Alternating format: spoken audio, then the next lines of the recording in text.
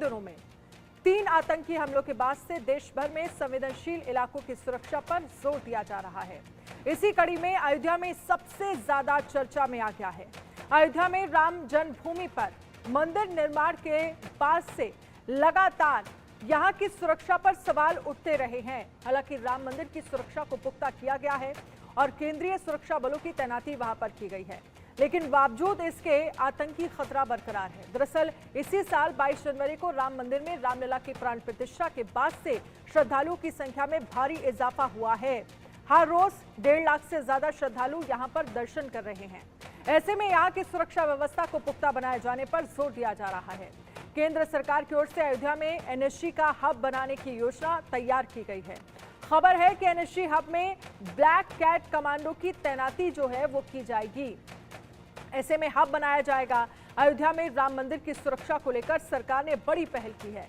आतंकी हमले के खतरे से निपटने के लिए राम मंदिर की सुरक्षा की जिम्मेदारी एनएसजी को देने की तैयारी चल रही है।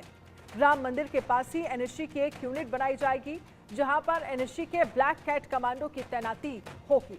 ये रिपोर्ट देखिए।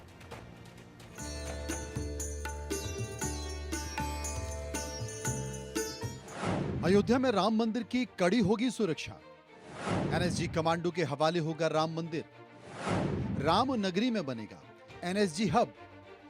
एनएसजी के ब्लैक कैट कमांडो की होगी तैनाती। अयोध्या में राम मंदिर के निर्माण के बाद यहां की रंगों रौनक बदल चुकी है। रामलला की प्राण प्रतिष्ठा के बाद यहां अब राम भक्तों का तांता लगा हुआ है। हर रोज औसतन लाखों राम भक्त दर्शन करने आ रहे हैं। ऐसे में अयोध्या आतंकवादियों के निशाने पर हो सकती है, जिसे लेकर सरकार पहले से ही सतर्क हो गई है और एहतियात के तौर पर गृह मंत्रालय ने बड़ा फैसला लिया है। गृह मंत्रालय के सूत्रों के मुताबिक राम नगरी अयोध्या में अब एनएसजी हब बनने जा रहा है। आतंकी खबरों से निपटने के लिए केंद्र सरकार ने यह फैसला लिया है। अयोध्या में बनने वाले एनएसजी हब में एनएसजी के ब्लैक कैट कमांडो तैनात होंगे। सूत्रों के मुताबिक अयोध्या में डीआईजी और आईजी रैंक के अधिकारी की अगुवाई में एनएसजी की एक यूनिट बनेगी।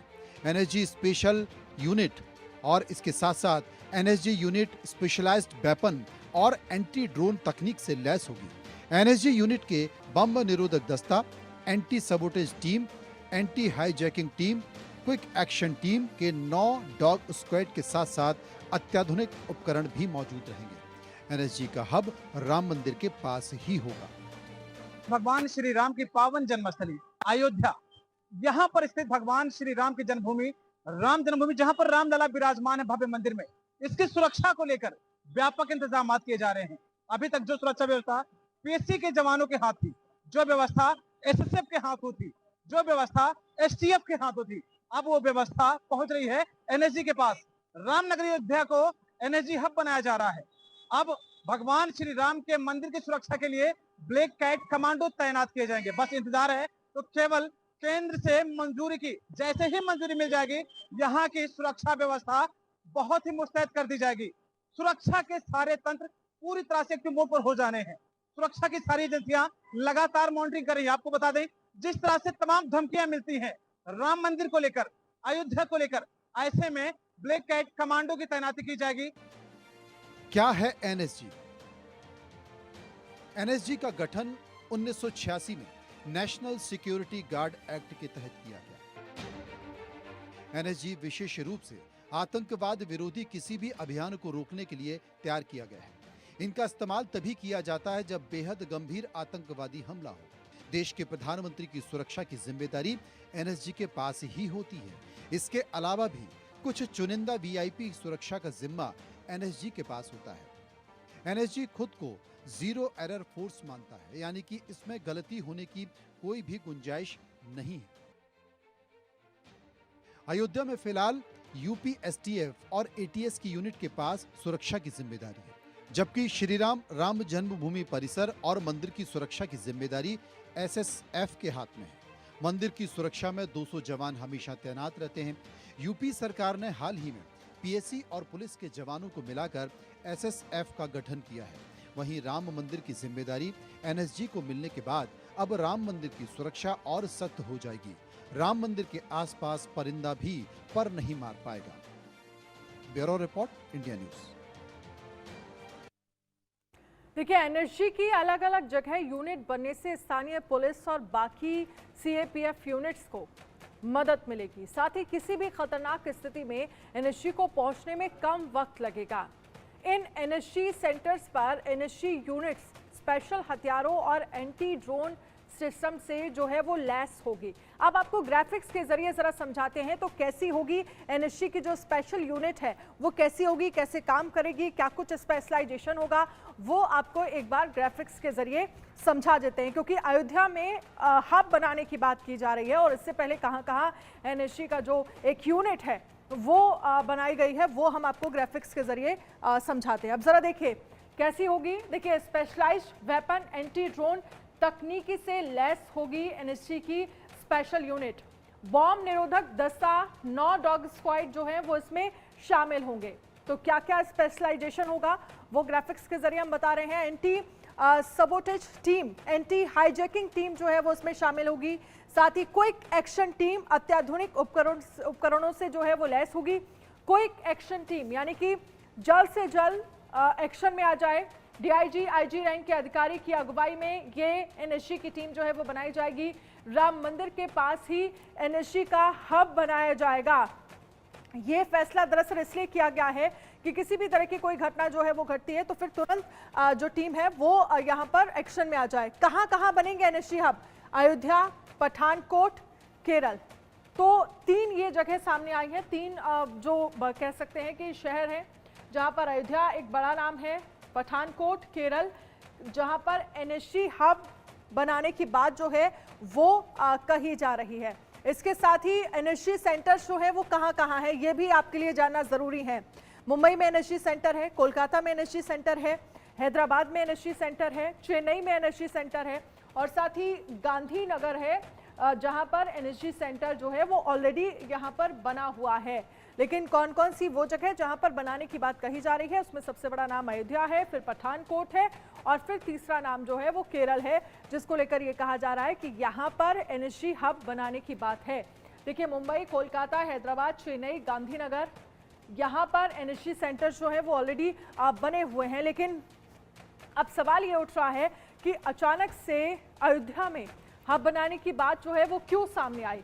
क्योंकि हमने देखा है कि जम्मू कश्मीर में बैक टू बैक जो 4 आतंकी घटनाएं हुई हैं, इसको लेकर सवाल खड़े हो रहे हैं। सवाल ये भी क्योंकि आपने देखा होगा शिवखोड़ी से जो दर्शन करने के लिए श्रद्धालु वापस आ रहे थे या वहां पर जा रहे थे, उन पर जो है वो हमला किया गया, जिसमें ये कह सकते हैं कि 8 से 9 लोगों की जान चली गई। तो राम मंदिर को लेकर सुरक्षा वहां पर चाक चौबंद पहले से ही है, लेकिन ब्लैक कैट कमांडो जो हैं वो सुरक्षा करते हुए नजर आएंगे जब एनएसजी का जो हब है वो बन जाएगा। ऐसे में जावेद हुसैन दिल्ली से हमारे साथ लाइव जुड़ गए हैं, निकिता सरीन लखनऊ से हमारे साथ लाइव जुड़ेंगी और साथ ही लेकिन ये तस्वीरें हम आपको दिखा रहे हैं। प्रधानमंत्री नरेंद्र मोदी जो है वो G7 समिट में शामिल होने के लिए इटली के लिए रवाना हो रहे हैं। ये तस्वीरों पर एक बार नजर डाल लीजिए। इटली के लिए रवाना हुए प्रधानमंत्री नरेंद्र मोदी G7 समिट में शामिल होने के लिए, जिसमें तमाम अहम मुद्दों को लेकर चर्चा की जाएगी और तीसरी बार सरकार में आने के बाद, तीसरी बार पीएम पद की शपथ लेने के बाद प्रधानमंत्री नरेंद्र मोदी का ये पहला विदेशी दौरा है, जो कि अपने आप में बेहद खास माना जा रहा है। इटली के लिए रवाना हो गए हैं और देखिए हैंड वेव करते हुए प्रधानमंत्री नरेंद्र मोदी जो हैं वो नजर आ रहे हैं। अपने आप में तमाम जो G7 समिट के देश हैं वो उसमें शामिल होंगे। यूक्रेन और रूस के बीच जो युद्ध चल रहा है ये एक बड़ा मुद्दा रहने वाला है और अब G7 को लेकर एक बड़ी खबर, अच्छी खबर भी हो सकता है भारत के लिए आगे आने वाले वक्त में सामने निकल कर आए, क्योंकि भारत का G7 समिट में शामिल होना, भारत जो है वो सदस्य नहीं है, लेकिन ऐसे में क्या इस सदस्यता को लेकर आगे कोई संभावनाएं बनती हुई दिखेंगी? क्योंकि इटली के लिए रवाना प्रधानमंत्री नरेंद्र मोदी यहां पर हो गए हैं। पीएम मोदी के लिए ये G7 शिखर समिट जो है वो अपने आप में बेहद खास है और इसके साथ ही तमाम कार्यक्रम जो है वो रहने वाले हैं इटली में प्रधानमंत्री नरेंद्र मोदी के, और ये अपने आप में बेहद खास तस्वीरें।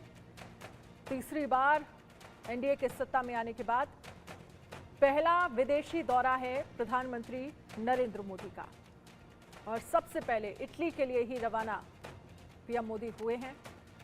G7 समिट में शामिल होना है पीएम को और जिसमें तमाम मुद्दों को लेकर चर्चा जो है वो होगी।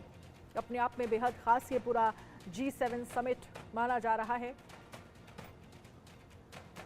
तमाम अहम मुद्दों को लेकर भारत भी अपनी राय रखेगा। तो इटली के लिए रवाना हुए हैं प्रधानमंत्री नरेंद्र मोदी और हाथ जोड़ते हुए हैंड वेव करते हुए पीएम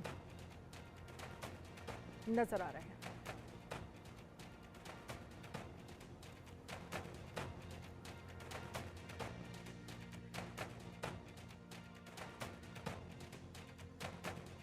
तो ये सीधी तस्वीरें हम आपको दिखा रहे हैं। जावेद हुसैन भी दिल्ली से हमारे साथ लाइव जुड़ गए हैं। निकिता सरीन लखनऊ से हमारे साथ लाइव जुड़ गई हैं। अनिल मिश्रा अयोध्या से हमारे साथ लाइव जुड़ गए हैं। सबसे पहले जावेद एक कमेंट आप पर चाहेंगे क्योंकि जिस तरह से प्रधानमंत्री नरेंद्र मोदी रवाना हो गए हैं, लेकिन इन सब के बीच अयोध्या को लेकर एक खास खबर सामने आ रही है जिसमें एनर्जी हब बनाने की बात अयोध्या में की जा रही है। उसके साथ ही पठानकोट और केरल भी शामिल है। जी देखिए, जो सबसे पहले मैं आपको बता दूं कि ये छठा एनर्जी का रीजनल हब होगा, जो पहले चेन्नई, कोलकाता और मुंबई और अहमदाबाद के अलावा अब जो है छठा वो अयोध्या होने जा रहा है। इसके अलावा केरल और पठानकोट में भी गृह मंत्रालय की तरफ से भारत सरकार की बात चल रही है, यहाँ पर भी रीजनल हब बनाने के लिए एनर्जी का। जिस तरीके से बीते कुछ दिनों में जब प्राण प्रतिष्ठा के दौरान ही प्रतिबंधित संगठन SFJ यानी कि सिख फॉर जस्टिस के जो चीफ है गुरवंत सिंह पन्नू ने अपने कुछ हायर्ड लोगों से वहां पर रैकी जिस तरह से कराई थी, उसके बाद ये मामला सामने आया। तो उसको लेकर भी टेरर एंगल पे भी जो अयोध्या है, राम मंदिर है, वो बेहद ही महत्वपूर्ण है। जिस तरीके से जम्मू में आतंकी हमले के बाद जिस तरह से जो पूरा मामला सामने आ रहा है, उसको लेकर भी अयोध्या की जो सुरक्षा वो इसलिए ज़्यादा अहमियत है क्योंकि रोज़ जो अयोध्या के दर्शन के लिए पूरे देश और विदेशों से भी तकरीबन 1.5 लाख से ज़्यादा जो श्रद्धालु है वो वहाँ पर आते हैं। तो ऐसे में उनकी सुरक्षा बिल्कुल मायने रखती है क्योंकि वहाँ पर श्रद्धालु के अलावा जो लोकल रेजिडेंट्स हैं, वहाँ पे लोग हैं, दुकानें हैं, मंदिर के आसपास तमाम बड़ा एरिया है, तो उसके लिए सबसे बड़ी चीज़ है सुरक्षा। अभी फिलहाल यूपी ATS के पास, STF के पास इसकी सुरक्षा थी, पैरामिलिट्री फोर्सेस को भी तैनात किया गया था। लेकिन अब जो बात आ रही है कि होम मिनिस्ट्री की तरफ से जल्द ही गृह मंत्रालय इस बात पे मोहर लगा रही है और इसकी पूरी तैयारी हो गई है। जो सूत्र बता रहे हैं कि NSG की जो एक टीम है, एक रीजनल हब है, वो अब अयोध्या में रहेगी और जिससे कि जो लोकल इंटेलिजेंस के साथ साथ जो पैरामिलिट्री फोर्सेज है, इसके अलावा जो यूपी पुलिस है, SSF है यानी कि स्टेट सिक्योरिटी फोर्स, इसके अलावा यूपी STF और ATS, इन दोनों को सबसे बड़ी बात है कि सपोर्ट मिलेगा। और रीजनल जो हब बनने के बाद NSG के लिए सबसे बड़ी बात है जो अयोध्या की सुरक्षा है वो अब सबसे मजबूत कंधों पे होने जा रही है क्योंकि NSG को उसी जगह इस्तेमाल किया जाता है जब NSG की जरूरत पड़ती है कोई बहुत बड़े टेरर एंगल का मामला हो, जैसे कि 26/11 कोई भी सबको याद होगा कि NSG ने किस तरीके से 26/11 जो कि मुंबई में एक दर्दनाक आतंकी जो पूरा एक घटना घटी थी, उसमें किस तरह से NSG ने अपनी कमान संभाली और उन्होंने आतंकियों को ढेर किया। तो ऐसे में जो NSG है वो अपने लेटेस्ट इक्विपमेंट के साथ जो एंटी ड्रोन है, बॉम्ब स्क्वाड है, बॉम्ब डिस्पोजल्स है, इसके अलावा जो उनके हाईटेक इक्विपमेंट्स हैं, उन सभी चीज़ों के साथ जो NSG का एक पूरा सिस्टम है जो एक सिक्योरिटी को लेकर, जिस तरह से NSG जाना जाता है नेशनल सिक्योरिटी गार्ड, जिसको 1986 में यानी कि जब एक चीज़ और आपसे समझना चाहेंगे, पिछले कुछ वक्त में, पिछले कुछ महीनों में जब से रामलला की प्राण प्रतिष्ठा हुई है, तब से लगातार हर रोज बड़ी संख्या में श्रद्धालु जो हैं वो अयोध्या पहुंच रहे हैं। 1.5 लाख श्रद्धालु भी एक दिन में दर्शन कर रहे हैं और एक बड़ी चुनौती जो है वो एक तरह से कह सकते हैं कि सुरक्षा के लिहाज से कहीं ना कहीं माना जा रहा है। ऐसे में NSG का हब अयोध्या में बनना, किस तरह से NSG यहाँ पर काम करेगी, जिसको लेकर ये कहा जाता है कि अब जिस तरह से NSG एक क्विक टास्क फोर्स की तरह काम करती है और हमने देखा है कि पिछले चाहे आप मुंबई हमले का जो जिक्र कर रहे थे, ऐसे में कैसे NSG की स्पेशल यूनिट जो है वो यहाँ पर काम करेगी?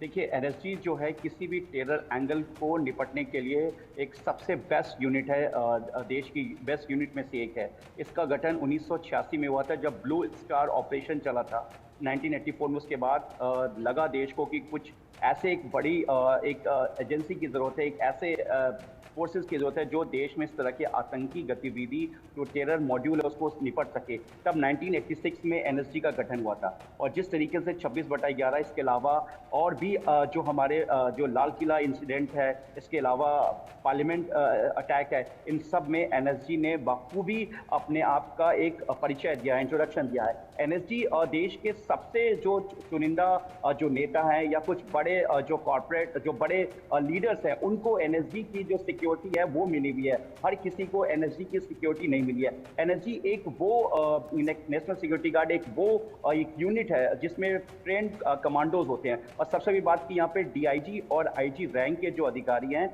वो यहाँ पर होंगे। और जो देखिए कुछ इंटरनल सिक्योरिटी का जो मामला होता है, एनएसजी के अपने काम करने का तरीका अलग है, लेकिन जिस तरीके से जो चीज़ें सामने आई है कि इसमें एंटी जो ड्रोन सिस्टम है, हाईली जो सोफिस्टिकेटेड जो इक्विपमेंट्स है, जो आर्म्स होंगी, उसके अलावा एनएसजी का अपना एक इंटरनल डिपार्टमेंट होता है जो पूरे अयोध्या को कोऑर्डिनेट करेगा।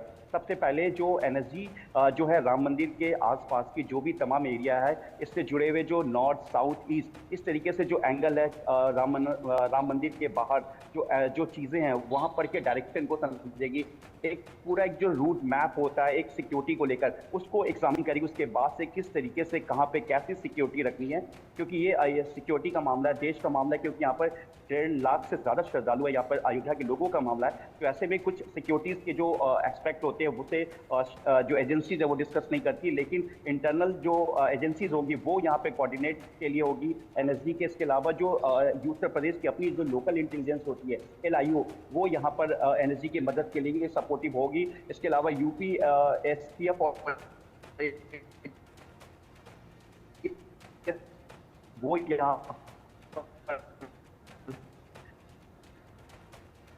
बिल्कुल। चलिए जावेद, लेकिन इसके साथ ही अगर पठानकोट और केरल का नाम भी सामने आया है जहां पर एनएसजी हब बनाने की बात कही जा रही है, तो उसके पीछे की क्या वजह सामने निकल कर आई है?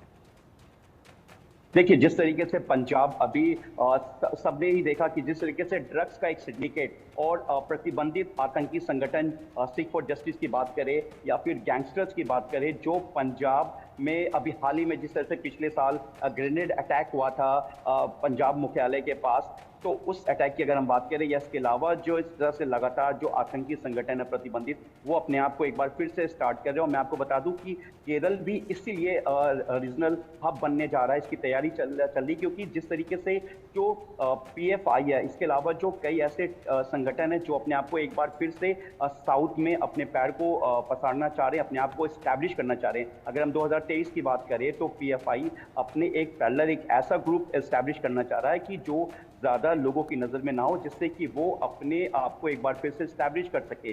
जो सूत्र बता रहे, जिसको लेकर 2023 में देश की केंद्रीय एजेंसी NIA ने अपनी रेड भी कंडक्ट की थी, जिसमें कई लोग डिटेन किए गए थे, कुछ लोग अरेस्ट किए गए थे और कई डिजिटल डॉक्यूमेंट से लेके कई ऐसी चीज़ें NIA को मिली थी जो देश के लिए टेरर मॉड्यूल का इस्तेमाल किया जा रहा था। आप हमारे साथ रहिए, आगे भी अपडेट हम आपसे लेंगे, लेकिन